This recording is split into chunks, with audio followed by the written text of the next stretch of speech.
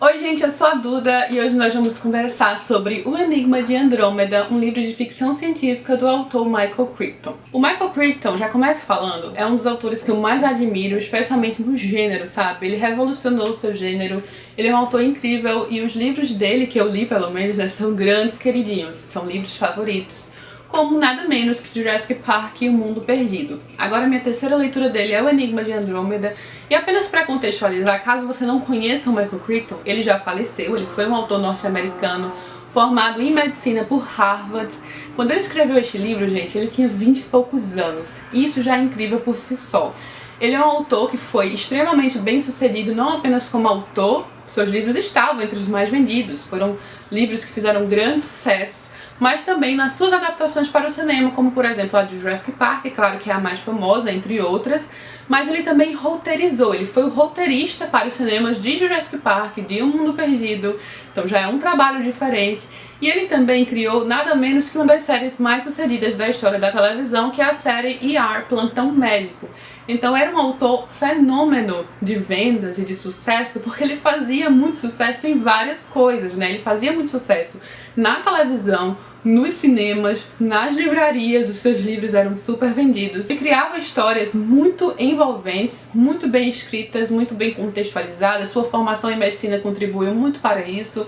Então tem muita ciência em Jurassic Park, tem a questão da teoria do caos, interessantíssima. E este livro aqui é um thriller mais científico ainda. Ele é considerado um thriller tecnológico, um thriller científico, com uma história muito legal, porque aqui a gente tem uma coisa que vem do espaço, que cai do espaço num território nos Estados Unidos, numa cidadezinha pequena, e essa coisa vai causar um grande problema, porque a cidade morre de uma hora para outra.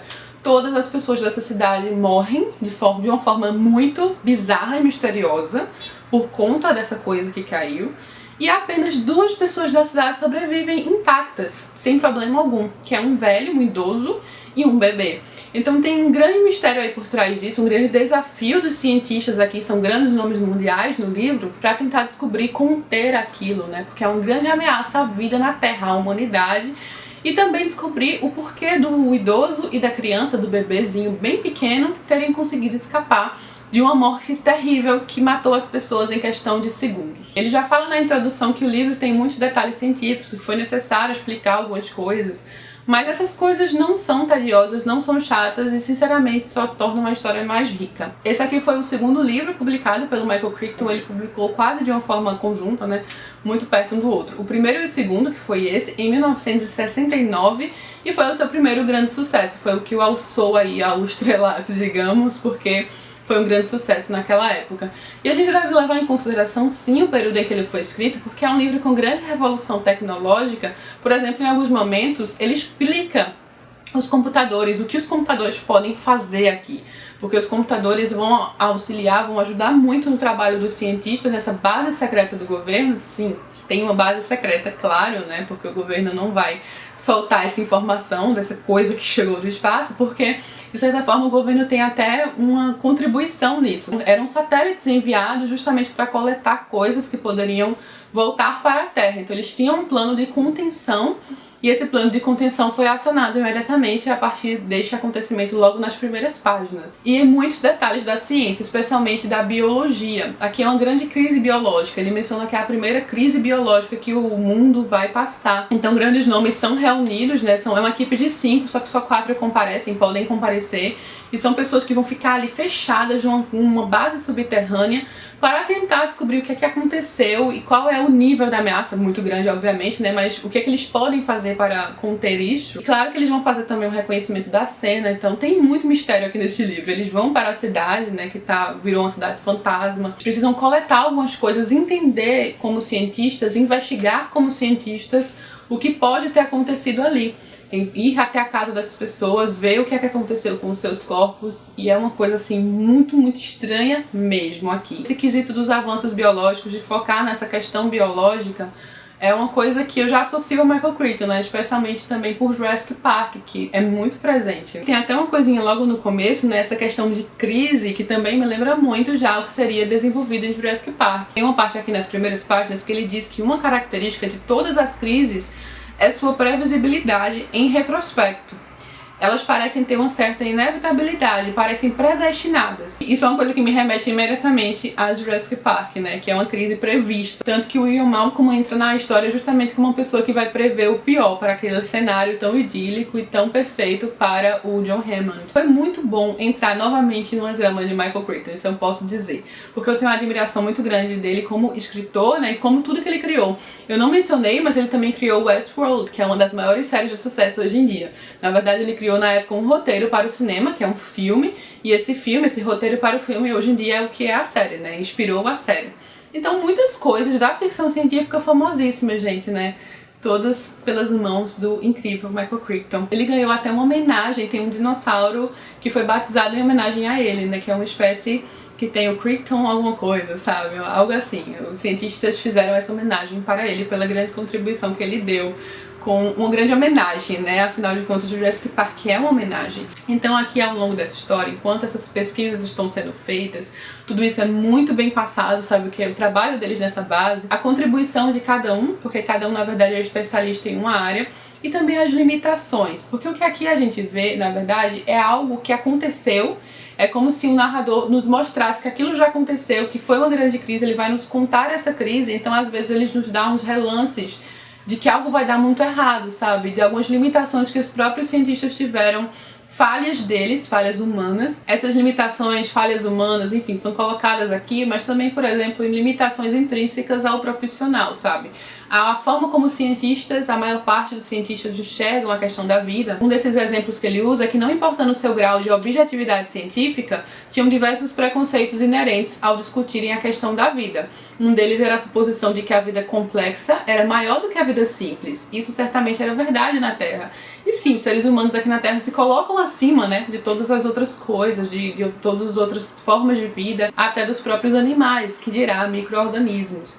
Que é justamente o que acontece aqui. Essa coisa que cai não é um extraterrestre com anteninhas e verde e tudo mais. É um desafio muito maior, porque é um micro-organismo extremamente potente que eles não conhecem, eles não sabem nada a respeito disso e eles precisam estudar o que é isso, sabe? O que eles podem fazer a respeito disso, que tipo de vida é essa capaz de causar tanta destruição. E aí entra muito aquela questão de um embate entre duas formas de vida tão diferentes, né, e os seres humanos e possíveis formas de vida extraterrestres, e como se dá esse primeiro encontro, que é algo discutido em outro livro de ficção científica muito bom, que é Solaris, também tem vídeo aqui no canal.